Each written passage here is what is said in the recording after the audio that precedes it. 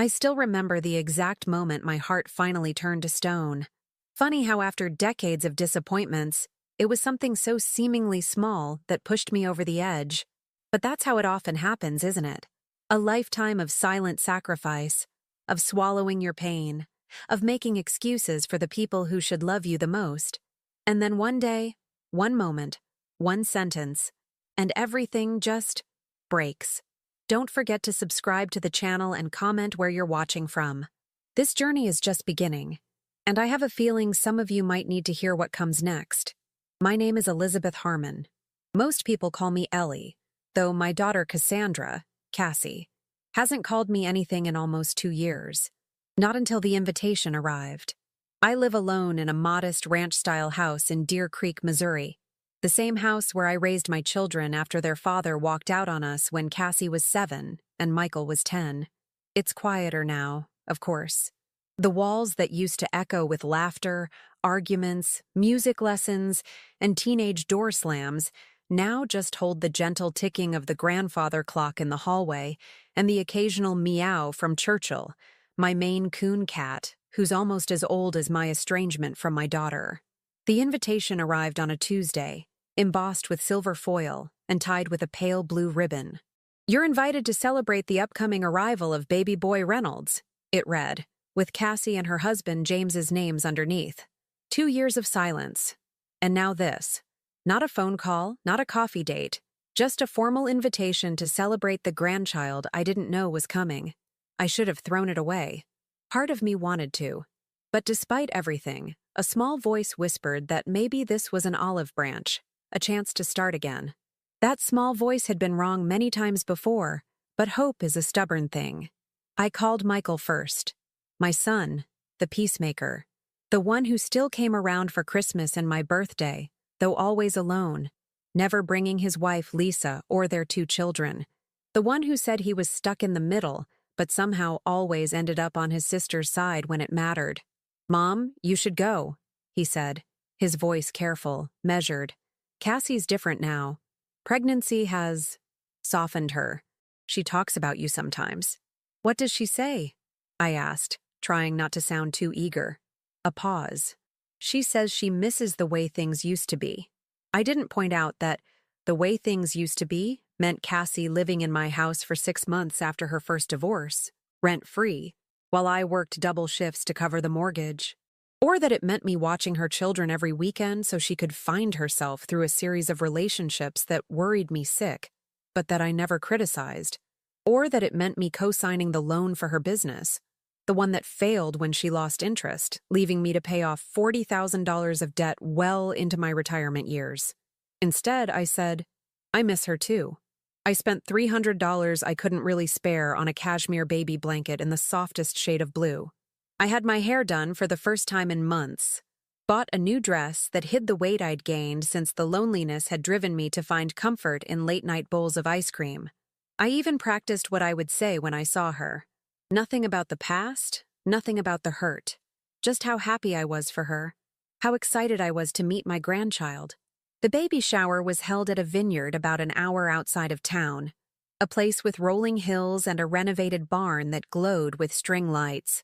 I recognized some faces from Cassie's longtime circle of friends, a few relatives from James's side. Michael was there with Lisa, though they were deep in conversation with James's parents and didn't see me arrive. Cassie was radiant in a flowing white dress, her stomach a perfect round globe, her face fuller but still beautiful with that same heart-shaped smile that could charm anyone. She had always been the pretty one, the charismatic one, the one people were drawn to. She saw me. For a moment, her smile faltered, and I felt my own smile freezing in place. But then she walked over, accepted my awkward hug with a stiff one of her own. "You came," she said, not quite meeting my eyes. "Of course," I replied. "I wouldn't miss it. You look beautiful." She nodded, glancing around the room as if hoping someone would rescue her from the conversation. "Thanks for coming. There's food and drinks over there. I should get back to greeting people." And she was gone, swallowed by a group of young women who circled around her, touching her stomach, laughing at whatever she was saying. I found a seat at a table near the back, placed my gift on the designated table that was already overflowing with packages wrapped in blue and silver. A waiter offered me champagne, but I asked for water instead. I wanted to stay clear-headed, to not give anyone a reason to whisper about me. An hour passed. I made small talk with a cousin of James's who didn't know who I was, watched as Cassie opened gifts and exclaimed over tiny outfits and handmade quilts.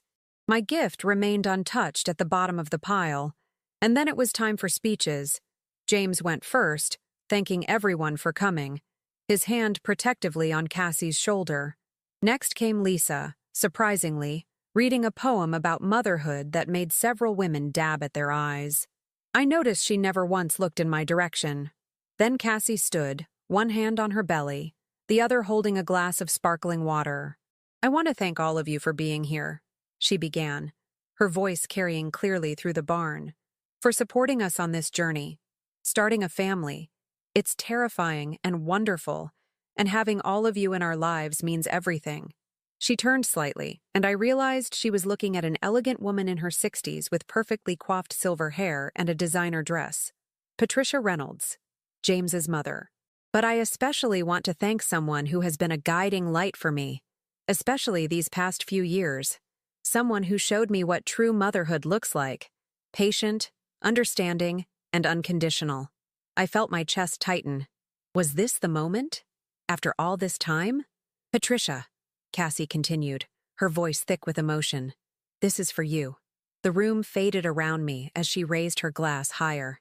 "This is the woman I wish had raised me. She will be the one and only true grandmother to my child." The room erupted in applause. Patricia stood, wiping tears, embracing my daughter, while James beamed beside them. Michael was clapping too, his eyes carefully avoiding the back corner where I sat. Frozen, my untouched water glass trembling slightly in my hand. No one noticed when I stood. No one noticed when I walked out, leaving the expensive blanket behind. No one called after me or followed me to the parking lot where I sat in my car, hands gripping the steering wheel, not crying. No, not crying at all, because something was happening inside me. Something cold and clarifying, like ice water being poured slowly, deliberately down my spine. Every slight, every disappointment, every moment I had excused away with, "But they're my children," it all crystallized into a single, sharp point of understanding. I'd been a fool, a complete and utter fool. I drove home in a state of such calm that it should have frightened me. But fear requires uncertainty, and I was no longer uncertain about anything. That night, I made 3 phone calls. The first was to my attorney, the one who had helped me after the divorce, who had drawn up my will years ago, naming my children as beneficiaries of my modest estate and the life insurance policy I'd faithfully paid into for decades. The second call was to Frank Delaney, an old friend who worked in private investigations. We'd dated briefly after my divorce, but remained friends when the romance fizzled. The third call was to a storage facility across town, where I rented a climate-controlled unit and arranged for 24-hour access. I slept dreamlessly that night and woke before dawn. By the time the sun rose, I had already packed several boxes and loaded them into my car. Old photo albums, baby books, the art projects and school awards I'd carefully preserved. 30 years of memories, documented and saved because that's what mothers do. But I wasn't just a mother anymore. I was something else now. Someone else. As I pulled into the storage facility, my phone rang. It was Michael. "Mom, where did you go yesterday? Cassie was looking for you." The lie came easily. I felt ill. The drive, the heat. I didn't want to ruin her day. "Oh." He sounded relieved, probably that he wouldn't have to defend my early departure to his sister. "Well, she wanted to thank you for the blanket. It was really nice." "I'm glad she liked it," I said, my voice pleasant, empty. "Listen, Mom, what Patricia said, what Cassie said about her, you know how Cassie gets carried away. She didn't mean—" "It's fine, Michael. Truly. I understand perfectly now." And I did. For the first time in decades, I understood exactly what I needed to do. "I have to go," I told him. "I have a busy day ahead." As I hung up, I looked at the boxes in my back seat. the physical evidence of a lifetime of love and care, soon to be locked away. Tomorrow, much more would join them. And the next day, something would arrive at Cassie's door that would change everything. Because I had finally learned what my children had known all along, that love without respect is just another form of servitude. And I was done serving. The first package arrived at Cassie's door exactly 1 week after the baby shower. I know because I had it delivered with a signature requirement, timed for 9 a.m., early enough to disrupt their morning routine, but not so early that they could claim harassment. Inside was a simple leather-bound book. On the cover, embossed in gold, Financial Records, Cassandra Reynolds, 2015-2023. No note, no explanation. Just 8 years of meticulously organized bank statements, receipts, and loan documents. Every cent I'd given her. Every bill I'd paid. Every financial rescue mission I'd mounted. Detailed with dates and amounts. Totaling just over $157,000. My phone rang that afternoon as I was deadheading roses in my garden. Churchill lounged nearby in a patch of sun, his tail twitching occasionally when a butterfly ventured too close. "What the hell is this?" Cassie's voice was shrill, indignant. "Hello, Cassandra. I assume you received my gift." "Gift? You call this a gift? A bunch of old receipts? What are you trying to prove?" I snipped a wilted bloom, watching as it fell to the ground. "I'm not trying to prove anything. I'm simply organizing my affairs. By sending me this accounting? What, am I supposed to pay you back now? After that speech Patricia gave, you're trying to make me feel guilty?" I almost laughed at the irony. "The speech Patricia gave? I believe it was you who said she was the mother you wished had raised you, the one and only true grandmother to your child." Silence, then a huff. "You know I didn't mean it like that. I was emotional. Pregnant women say things." "Yes," I agreed mildly. "People say things. And sometimes those things are exactly what they mean. So this is, what? Revenge? You're tallying up what you think I owe you for being my mother?" I cut another dead bloom. "Not at all. Consider it a baby gift, a history of generosity for you to pass down to your son. A family legacy." "You're unbelievable," she spat. "I'm hanging up." "Before you do," I said, my voice still calm, pleasant even, "you might want to tell Michael to check his mail tomorrow." She hung up without another word. I continued with my gardening, feeling the warmth of the sun on my shoulders, the slight ache in my knees as I knelt among the flowers. For the first time in years, I felt unburdened, light. The next day, Michael received his package, similar to Cassie's, but with one key difference. His contained not only financial records, but also printed copies of emails and text messages, conversations between him and his sister about me, planning sessions on how to handle the mom situation, discussions about keeping their children away from my negative influence. Messages I never should have seen, except that Frank Delaney was very good at his job, and Michael had always been careless with his passwords. His call came in the evening, his voice low, controlled. Always the diplomat, my Michael. "Mom, what are you doing?" "Hello, Michael. Did you receive something interesting in the mail?" A long pause. "This isn't like you." "No?" I asked, genuinely curious. "What am I like then?" Another pause. "You're forgiving, understanding. You don't hold grudges." "Ah," I said, stirring the soup I was making for dinner. "And how has that worked out for me?" "Mom, if this is about what Cassie said at the shower, it's not just about the shower, Michael. It's about 2 decades of taking and taking and taking, while I kept giving. It's about you telling your wife that I'm emotionally draining, and that's why you don't bring the kids to see me. It's about Cassie borrowing money she never intended to repay while complaining to her friends about my outdated views and embarrassing clothes." His breathing changed. "How do you know about those conversations? Does it matter? They happened. You said those things. You meant them. People say things they don't mean when they're frustrated," he argued, but his voice had lost its certainty. "Perhaps," I conceded. "But when those things are said consistently over years to multiple people, that's not frustration, Michael. That's character." "So what do you want? An apology?" Fine, I'm sorry. We're sorry. Just stop whatever this is. I tasted my soup. It needed salt. It's far too late for apologies. And this isn't something that can be stopped. This is consequence, Michael. This is what happens when people take kindness for weakness for too long. Are you threatening us? Now there was an edge to his voice. Not at all, I said, adding a pinch of salt to the pot. I'm simply informing you of a change in our relationship dynamic.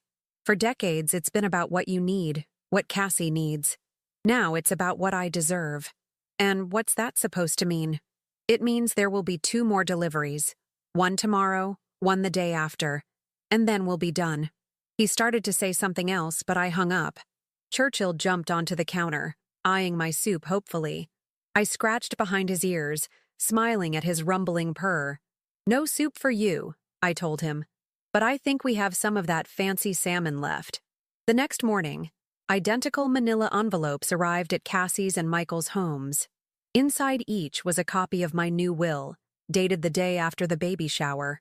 It outlined in clear, legal language how my estate, my house, my savings, my life insurance policy, would now be divided. 50% to the local animal shelter where I volunteered, 25% to the Community College Scholarship Fund for single mothers, 25% to a trust for any grandchildren who sought contact with me after turning 18. Nothing for Cassie. Nothing for Michael. Also included was documentation of the irrevocable trust I'd established, ensuring they couldn't contest the will after my death. Cassie called, screaming about family obligation and selfishness. I let it go to voicemail. Michael texted, "We need to talk." I didn't respond. That night, I slept more peacefully than I had in years, knowing that tomorrow would bring the final piece of my plan, the piece that would hurt the most, because it wasn't about money or inheritance or material things. It was about memory, about legacy, about who we really are when all the pretense is stripped away. The final packages were larger, requiring special delivery. Heavy boxes containing photo albums, baby books, school reports, art projects, awards. All the physical evidence that I had been a mother who cared, who showed up, who celebrated every milestone, who kept every drawing, every Mother's Day card, every report card. With one crucial difference. In each item where my name had been, it was now carefully removed and replaced with Patricia Reynolds. Every "to Mom" inscription altered. Every Elizabeth Harmon proud parent, digitally changed in the photographs of school events. I had effectively erased myself from their histories and replaced myself with the woman my daughter wished had raised her. Cassie arrived at my door 3 hours later, the box clutched in her arms, her face blotchy with tears. Michael's car pulled up just behind hers. For a moment, seeing them there on my porch, my children, coming home, I felt a flicker of something. Not regret, exactly, but remembrance of who we had been to each other once. Then Cassie spoke, and the moment passed. "How could you do this?" she demanded, her voice breaking. "These are our memories." I looked at her calmly. "Are they? I thought you'd prefer Patricia in them." They stood there on my porch, my children, now grown adults with lives of their own, looking at me as if I were a stranger. Perhaps I was. Perhaps the mother they thought they knew had never existed at all, just a convenient fiction they'd created to justify their behavior. "May I help you?" I asked, as if they were door-to-door salespeople interrupting my evening. "Help us?" Michael echoed, his voice strained. "Mom, you've defaced family heirlooms. You've photoshopped our entire childhood." I stepped aside, gesturing for them to enter. No point having this conversation for the neighbors to hear. They hesitated, then came in, Cassie still clutching the box of altered memories, Michael following with his hands shoved deep in his pockets. My living room was immaculate. I'd been cleaning obsessively since the baby shower, removing photos of them from the walls, putting away the knickknacks they'd given me over the years. The space felt lighter, less burdened with sentiment. "What I've done," I said calmly, "is honor your wishes." Cassie made it very clear who she considers her true mother figure. I'm simply adjusting our shared reality to match. "This isn't reality," Cassie spat, dropping the box onto my coffee table with a thud. A few altered photos spilled out. Her 5th birthday party, her high school graduation. This is sick. It's manipulative. Is it? I asked, genuinely curious. You stand in front of a room full of people and declare another woman to be the mother you wished had raised you, and that's not manipulative? That's not sick? Michael stepped between us, ever the mediator. Mom, what Cassie said was wrong. We both know that. But this, he gestured to the box, this is not the way to handle it. And what is the way to handle it, Michael? I asked, my voice still even. Should I have cried, made a scene, begged for my daughter's love and approval? Tell me, since you seem to be an expert on maternal behavior, what is the appropriate response when your child publicly rejects everything you've ever done for her? He had no answer. Of course he didn't. Cassie was leafing through the altered photos now, her hands trembling slightly. How did you even do this? There are hundreds of photos here. I have time, I said simply, and motivation. But why? She asked, looking up at me with red-rimmed eyes. What's the point of all this? To hurt us? To make us feel guilty? I considered the question carefully before answering. No, Cassandra. Not to hurt you or to instill guilt. Those are emotions, and this isn't about emotions anymore. This is about truth, about consequences, about the stories we tell ourselves and others. Michael ran a hand through his hair. A gesture so like his father it made my chest tighten for a moment. So what's the end game here, Mom? You cut us out of your will. You deface our childhood memories. You send us accounting ledgers of everything you've ever spent on us. What do you want from us? Nothing, I said, and I meant it. I want absolutely nothing from either of you. That's the point. They exchanged glances, clearly not believing me. I've spent decades wanting from you, I continued. Wanting your time, your consideration, your respect. Wanting to be included in your lives in any meaningful way. Wanting acknowledgement for the sacrifices I made. I'm done wanting. I'm done hoping. I'm done making excuses for behavior that, if it came from anyone else, would be considered unconscionable. Cassie's hand moved protectively to her pregnant belly. So that's it? You're just canceling us? Your own children? Your grandchild? I'm not canceling anyone, I corrected her. I'm accepting the reality you've both created. In that reality, I am not a mother worthy of respect or kindness. I am not a grandmother who deserves to know her grandchild. I am, at best, an obligation. At worst, an embarrassment. That's not fair, Michael protested, but weakly. Isn't it?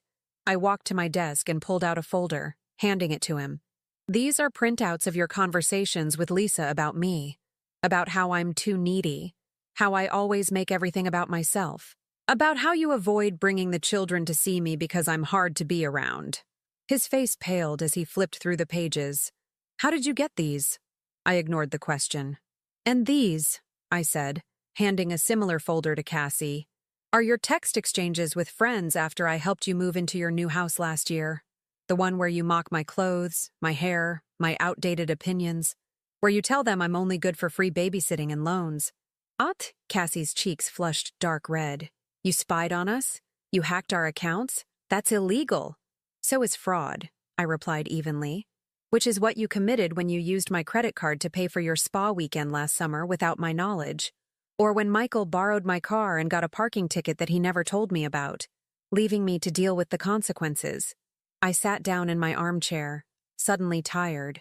Not emotional, just physically exhausted by their presence, their indignation, their refusal to see themselves clearly.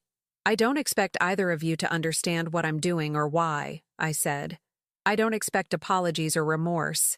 Those things would require self-awareness that you've never demonstrated. What I do expect is for you to leave my home now and to respect the boundaries I've established. Boundaries? Michael looked bewildered. What boundaries? I will not be attending family functions. I will not be lending money or providing childcare. I will not be answering late-night calls for emotional support or crisis management. I will be living my life for myself, and only myself, from this point forward. Cassie made a choking sound. So you're just abandoning us? Your own children? When I'm about to have a baby? The irony was so thick I could almost taste it. Abandonment requires an existing responsibility. You've made it abundantly clear that I have none toward you, and Patricia will make an excellent grandmother, I'm sure. This isn't you, Michael said, his voice dropping to almost a whisper. The mom I know wouldn't do this. The mom you knew was a fiction, I replied. A convenient character you created, endlessly forgiving, infinitely giving, with no needs or feelings of her own. That person never existed. She was just a role I played because I thought that's what mothers were supposed to do. I stood again, making it clear our conversation was ending. You should go now, both of you. And if we don't? Cassie challenged, her chin lifted in defiance. If we want to work this out? There's nothing to work out, I said. This isn't a negotiation or a temporary punishment that you can wait out. This is my life now. My choice. You'll regret this, she said, her voice hard. When my son is born and you're not part of his life, you'll regret this bitterness. I looked at her, this daughter I'd carried inside me, had raised through illness and heartbreak and triumph, and felt nothing. No anger, no sadness, no wistfulness. Just a clear-eyed understanding of who we were to each other now. I've had many regrets in my life, Cassandra, I said quietly, loving you both too much to set proper boundaries, excusing behavior I would never tolerate from anyone else, believing that maternal love meant endless self-sacrifice. But this moment right here, this will never be among them. I opened the front door. Goodbye. They left finally, Michael dragging a still protesting Cassie by the elbow. I watched from the window as they stood in the driveway, arguing with each other, gesturing back toward the house. Eventually, they got into their separate cars and drove away. Churchill wound around my ankles, purring loudly in the sudden silence of the house. I bent to stroke his fur, feeling the steady thrumming of his contentment. It's just us now, I told him, and that's more than enough. That night, I dreamt of wide-open spaces, of horizons unfettered by obligation or guilt. I woke feeling lighter than I had in years, as if I'd put down a burden I'd been carrying for so long I'd forgotten what it felt like to stand up straight. The next day, I changed my phone number. The day after that, I closed my social media accounts. A week later, I began volunteering at a literacy program for adults, something I'd always wanted to do but never had time for between Cassie's dramas and Michael's crises.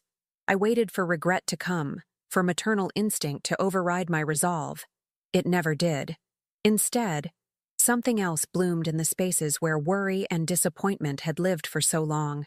Something that felt remarkably like peace. 3 months passed. Autumn arrived, painting the trees in my neighborhood with fiery oranges and deep reds. I planted bulbs in my garden, tulips and daffodils that would burst through the soil next spring, long after the winter's chill had passed. A promise to myself about endurance, about rebirth. I hadn't heard from either of my children since that night in my living room. No calls from new numbers, no unexpected visits, no messages passed through mutual acquaintances. It was as if they had taken me at my word, finally respecting at least one of my wishes. Or perhaps they were simply waiting me out, assuming that maternal instinct would eventually overcome my resolve, that I would break first, reach out, apologize for daring to stand up for myself. If so, they would be waiting a very long time. I settled into new rhythms. Mornings at the literacy center, helping adults who had slipped through educational cracks learn to decode the written world around them. Afternoons in my garden, or at the local museum where I'd begun giving tours 2 days a week. Evenings with Churchill and books I'd always meant to read, or films I'd put off watching because someone always needed something more important from me. It was during one of those quiet evenings when the doorbell rang. I wasn't expecting anyone, and for a moment, I considered not answering, but curiosity won out. Standing on my porch, looking uncomfortable in a suit that seemed slightly too tight around his middle, was James, Cassie's husband, the father of my unborn grandchild. Mrs. Harmon, he said, formal and stiff. We had never been close, James and I. He'd always seemed slightly intimidated by me, though I'd never given him reason to be. James, I replied, not inviting him in. What brings you here? He shifted his weight, glancing back at his car in the driveway as if contemplating escape. I'm here about Cassie. Of course he was. In our few interactions over the years, James had never once sought me out for any other reason. Is she all right? She's fine. Well, physically fine. He ran a hand through his hair. Look, can I come in?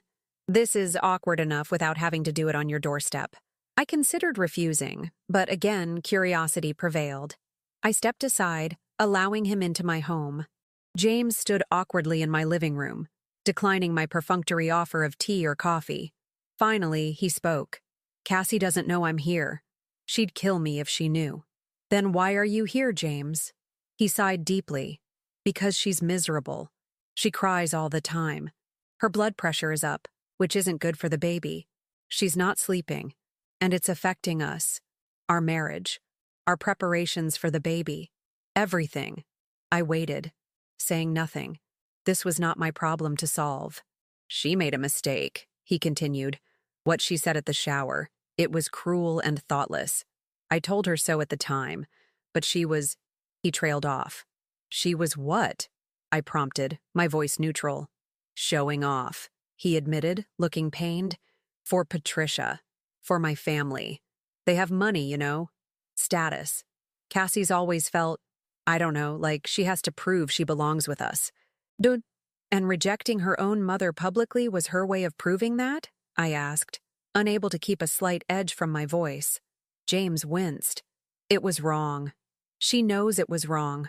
What I'm trying to say is, she's sorry. Really sorry. And yet, she's not the one standing in my living room saying so.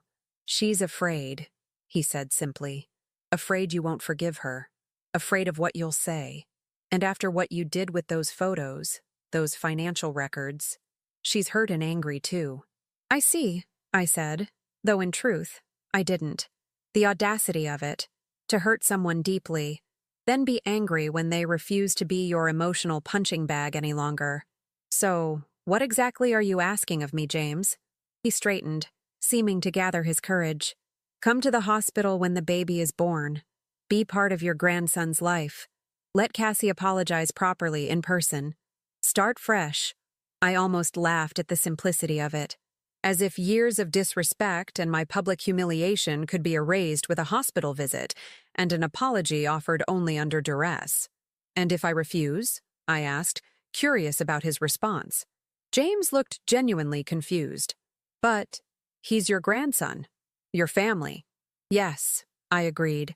Just as Cassie and Michael are my children, my family. And yet that connection didn't stop them from treating me with contempt for years. Why would it be different with a grandchild? Because it's a chance to break the cycle, he said with surprising insight. To start over.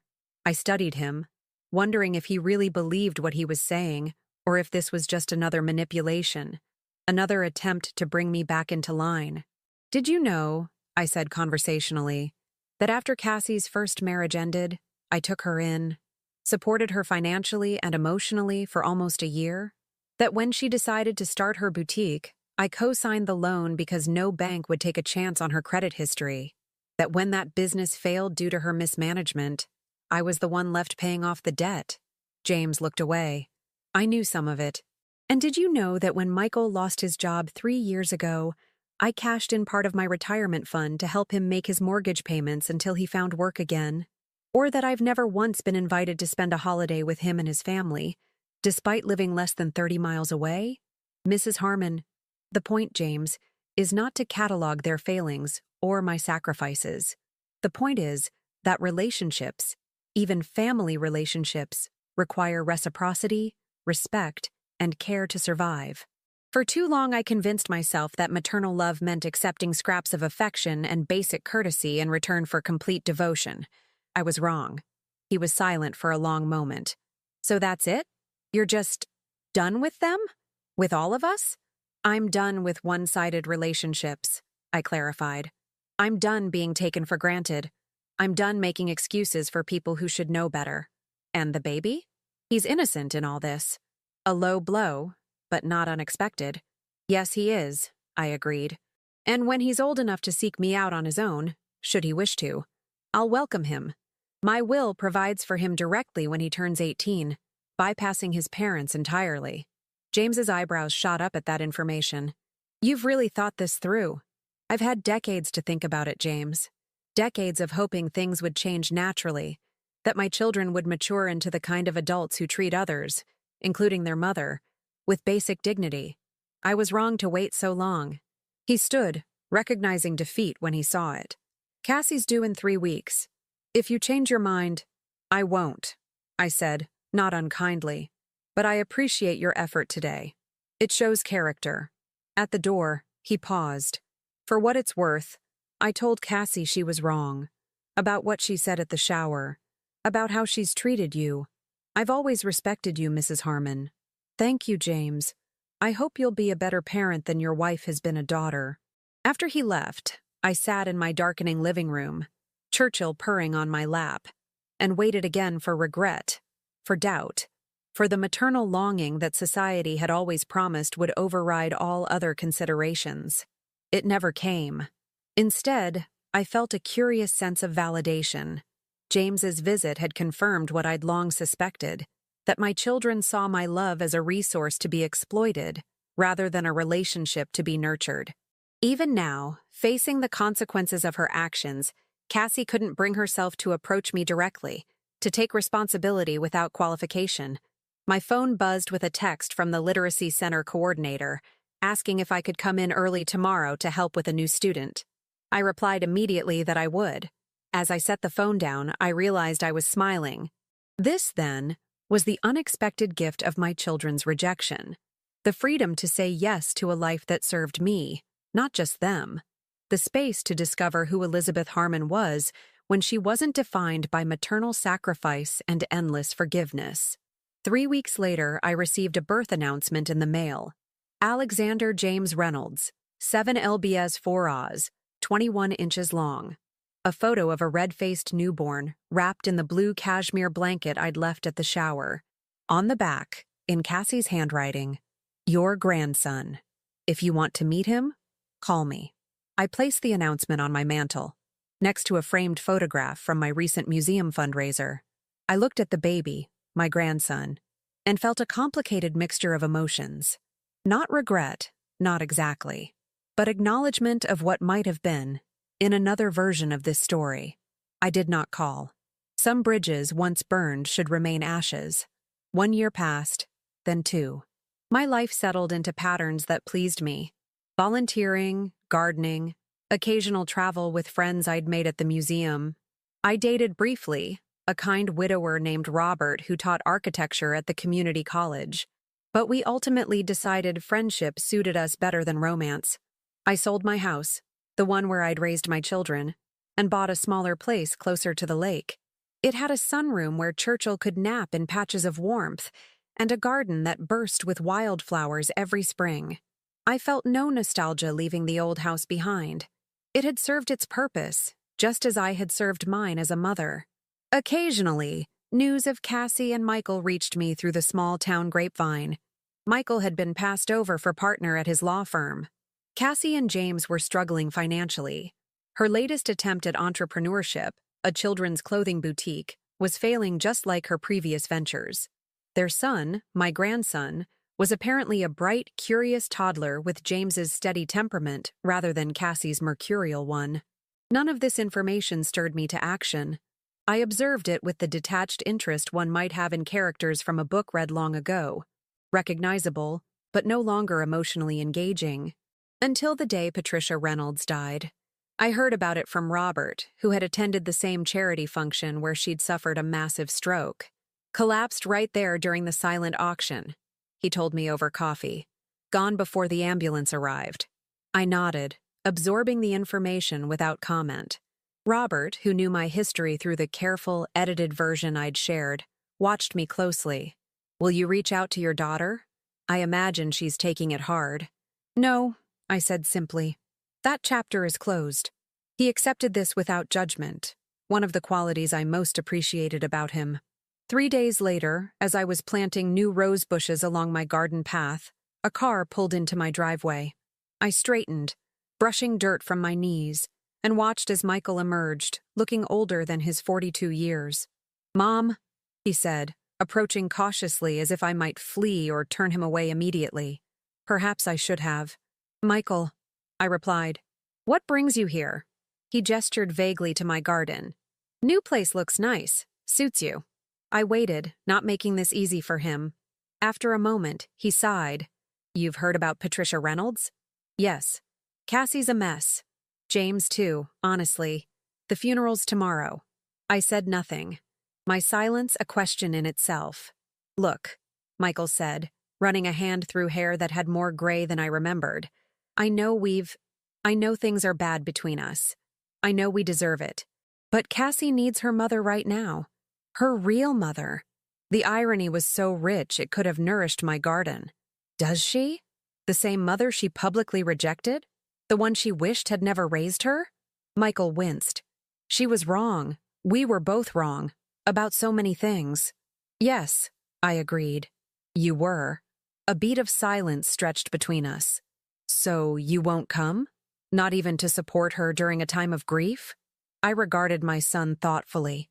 This man I'd once known better than anyone. "When your father left us, I grieved. I was terrified, alone with 2 small children and no support. Did either of you consider my grief then? Or any of the times after, when I faced loss or hardship on my own while still caring for you both?" He looked away. "That was different." "How? Because my pain was inconvenient? Because acknowledging it might have required you to see me as a person, not just a resource." "Because we were kids," he said defensively. "And when you were adults? When I needed surgery 3 years ago and neither of you offered to help during my recovery? When my sister, your aunt, died, and you both sent flowers but couldn't be bothered to attend the funeral? Was my grief less real then, Michael? Less deserving of support?" He had no answer for that. I turned back to my roses, kneeling again in the soft earth. Cassie made her choice clear at that baby shower. Patricia was her true mother. Now she's lost that mother, and I'm sorry for her pain. Truly. But I am not a backup plan, to be pulled off the shelf when convenient and discarded when no longer needed. "It's not like that," he protested weakly. "It's exactly like that," I replied, tamping soil around a new plant. "And we both know it." Michael stood there for several long moments, shifting his weight from foot to foot. Finally, he spoke again. "There's something else. Something you should know." I looked up, curious despite myself. "James left Cassie 3 months ago. Filed for divorce. He has primary custody of Alex. The business is bankrupt. He hesitated. "She's not doing well, Mom. Patricia was helping her financially, and now that's gone too." I absorbed this information, waiting for the maternal concern to overwhelm my resolve. It didn't come. "I'm sorry to hear that," I said, and I meant it. Suffering brought me no joy, not even the suffering of those who had hurt me. But Cassie is an adult. She'll have to find her own way through this, just as I did when your father left. Michael's face hardened. "So that's it? Sorry to hear that. Good luck? She's your daughter." "Biology doesn't erase behavior, Michael," I said, rising to my feet again. "It doesn't entitle anyone to unlimited chances to inflict pain without consequence." "What about forgiveness?" he asked. "Isn't that what mothers do? Forgive?" I brushed the dirt from my gardening gloves, considering my words carefully. Forgiveness is possible when there's genuine remorse, changed behavior, and an understanding of the harm caused. Without those elements, it's not forgiveness, it's permission. Permission to continue treating someone as disposable. "She's remorseful," he insisted. "We both are." "Are you? Or are you suddenly aware that you've lost your safety net? Your emotional support system? Your financial backup plan?" I shook my head. "Remorse that appears only when you need something isn't remorse at all, Michael. It's manipulation." He stared at me for a long moment, perhaps truly seeing me for the first time in decades. "You've changed," he said finally. "No," I corrected him. "I've simply stopped pretending to be someone I'm not. Someone who would accept crumbs of respect in exchange for unconditional love and support." "What can we do?" he asked, his voice smaller than I'd heard it since he was a child afraid of thunderstorms. "How do we fix this?" "That's the point, Michael. You don't fix it. Some things once broken, stay broken. You learn to live with the consequences of your actions, just as I've learned to live with mine. And Alex, your grandson? He's innocent in all this. Yes, he is, I agreed. And as I told James, when Alex is old enough to seek me out independently, I'll welcome him. Until then, he has his father, who seems to be a decent man. And he has you, I assume. Michael nodded. I try to help where I can. Then he'll be fine. I turned toward my house. I have a lunch appointment, Michael. I need to get cleaned up. He made no move to leave. Will you at least think about coming to the funeral? For closure, if nothing else? I paused at my back door. I found my closure 2 years ago, when I finally accepted that the children I raised were not the adults I'd hoped they'd become. I wish you and Cassie well, Michael. I truly do. But my well-wishing will be from a distance. After he left, I showered and dressed for my lunch with Robert and 2 other friends from the museum board. As I applied lipstick in the mirror, I studied my reflection, the silver in my hair, the lines around my eyes, the set of my mouth. I looked serene, unburdened. That evening, I sat on my porch with a glass of wine, watching fireflies illuminate the gathering dusk. My phone buzzed with a text from Michael. Funeral is at 2 p.m. tomorrow. First Presbyterian, just in case. I didn't reply. Instead, I booked an afternoon tour at a botanical garden 2 hours away, something I'd been meaning to do for months.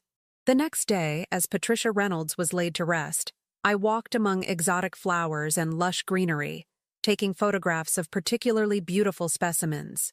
I felt no guilt, no regret, no sense of obligation unfulfilled. What I felt was something rarer and more precious, the peace that comes from acknowledging your own worth, from refusing to participate in relationships that diminish rather than enhance your life, from recognizing that some wounds can't be healed through forgiveness alone. Some require the cauterization of complete separation. My children had made their choices. I had made mine. And in doing so, I had finally become the mother they deserved, one who taught them, through unyielding consequence rather than hollow words, that how we treat others matters, that respect is not optional in meaningful relationships, that love without boundaries is not love at all, but servitude. It was perhaps the most important lesson I would ever teach them. Whether they learned it or not was beyond my control, but I had, at last, learned it myself, and that was enough.